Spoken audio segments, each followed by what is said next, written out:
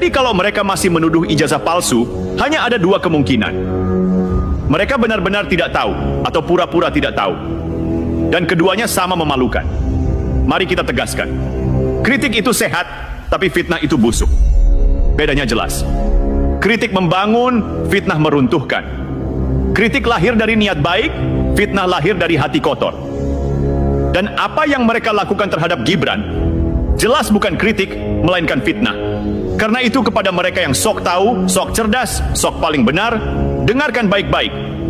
Rakyat tidak butuh keangkuhan kalian. Rakyat butuh kejujuran, fakta, dan akal sehat.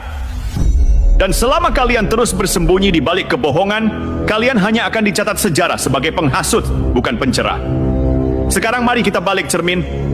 Mereka yang berkoar paling lantang menuduh ijazah Gibran palsu, sebenarnya siapa yang sedang mempermalukan diri sendiri? Mereka pikir sedang pintar membongkar skandal, padahal justru membuka borok kebodohan di hadapan dunia. Bayangkan, Singapura, salah satu pusat pendidikan terbaik di Asia, dipaksa tunduk pada logika sempit ala warung kopi. Harus ada ijazah SMA, kalau tidak berarti palsu. Apa tidak malu? Apa tidak sadar bahwa ucapan seperti ini hanya membuat bangsa kita terlihat dangkal di mata internasional? Lebih ironis lagi, tuduhan itu seakan menampar wajah ribuan mahasiswa Indonesia yang kuliah di luar negeri. Dari Malaysia, Singapura, Australia, hingga Inggris. Apakah mereka semua juga dianggap tidak sah hanya karena ijazahnya tidak sama dengan format SMA Indonesia?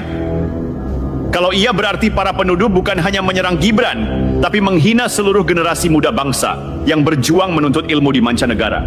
Disinilah letak kegagalan fatal mereka. Dengan niat menjatuhkan Gibran, mereka justru menjatuhkan marwah pendidikan Indonesia. Dunia melihat, oh, ternyata ada segelintir orang di Indonesia yang tidak paham sistem internasional, tapi berani mengaku paling benar.